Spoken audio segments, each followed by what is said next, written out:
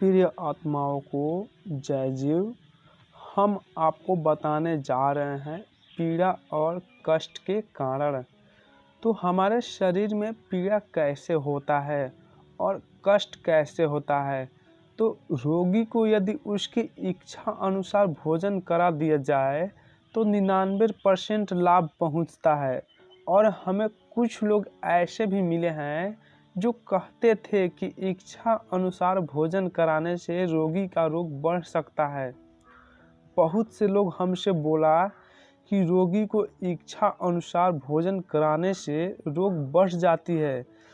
तो देखिए रोग कैसे दूर करें। कभी कभी इच्छा को पहचानने में ही गलती हो जाती है। दूसरी बात, रोग सचमुच बढ़ा है या प्राकृतिक उस रोग को निकालने की प्रयास कर रही है। तो क्या है ना कि इसको पहचानने में कभी कभी गलती हो जाती है। तो तीसरी बात यह है कि जो बहुत ध्यान देने योग्य है, मान लीजिए वैद्य हो, डॉक्टर हो या हकीम विभिन्न प्रकार की औषधियों या चिकित्साओं और सभ्यता के अनेक नियम मनुष्य शरीर की स्वाभाविकता और उसकी जीवन शक्ति को नष्ट कर डाला है। तो आपको जो इच्छा करे वह भोजन करिए। इससे आप नहीं डरे कि हमें बुखार लगा है तो हमें ये भोजन नहीं करना चाहिए। ऐसी कोई बात नहीं है। आपकी जो इच्छा, आप जो चाहे वो भोजन कीजिए। और एक बात है, इच्छित भोजन खाने से कभी या किसी मनुष्य के शरीर में रोग बढ़ता हुआ मालूम हो तो कोई आश्चर्य की बात नहीं है। और यहाँ एक प्रश्न और भी हो सकता है कि मनुष्य के नियम कैसे हानिकारक है।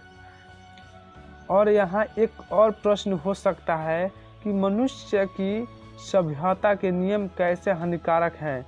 तो जानिए, सभ्यता हमारे मत से वर्तमान सभ्यता के करीब करीब सारे नियम हमारे शरीर के भीतर हानिकारक है। तो आजकल किसी भी डॉक्टर से पूछिए कि मुंह को रजाई से बंद करके सोना चाहिए या नहीं, तो वह डॉक्टर कहेगा नहीं। तो इसका क्या कारण है मैं आपको बता रहा हूँ। जो भीतर से श्वास बाहर आता है तो वह अशुद्ध होता है। तो जो भीतर की श्वास बाहर आता है वह अशुद्ध क्यों होता है? तो उस श्वास में जो भीतर से आती है उसमें एक चीज़ें मिली रहती है जो मनुष्य शरीर के लिए विष है, जहर है। तो रजाई से मुंह ढक लेने से शुद्ध वायु बाहर से भीतर नहीं जाती, लेकिन यही विष मिला हुआ वायु बार बार हमारे भीतर की ओर जाती है। जैसे हम नाक से श्वास लेते हैं वैसे ही कुछ न कुछ शरीर के प्रत्येक रोम और छिद्र से श्वास आता और जाता है। तो वर्तमान सभ्यता के अनुसार इतने अधिक कपड़े पहन लिए जाते हैं कि रोम कूपों से शरीर के भीतर शुद्ध वायु नहीं जाती। इतनी ही नहीं, कपड़े के ऊपर कपड़े गूंथे रहते हैं, किंतु ये इतने तंग, कड़े और मोटे होते हैं कि केवल शुद्ध वायु का जाना ही कठिन नहीं, किंतु इन्हें पहनकर शरीर के अंगों को स्वतंत्रता पूर्वक सुख से इधर उधर हिलाना भी कठिन होता है। तो हमारे देश के कुछ ब्राह्मण और पंडित सिर पर भी बड़ी बड़ी पगड़ी खूब कसकर बांध लेते हैं। यह भी हानिकारक है। जैसे सभाओं में, मंदिरों में या गिरजाघरों में या थिएटर में, क्लबों में इतनी भीड़ हो जाती है कि मनुष्य श्वास लेने में तकलीफ हो जाती है और मनुष्य के श्वास के साथ साथ विष को अधिक मात्रा में शरीर के भीतर अधिक मात्रा में भीतर डाल देता है। और इस विष को हम कार्बन डाइऑक्साइड कहते हैं।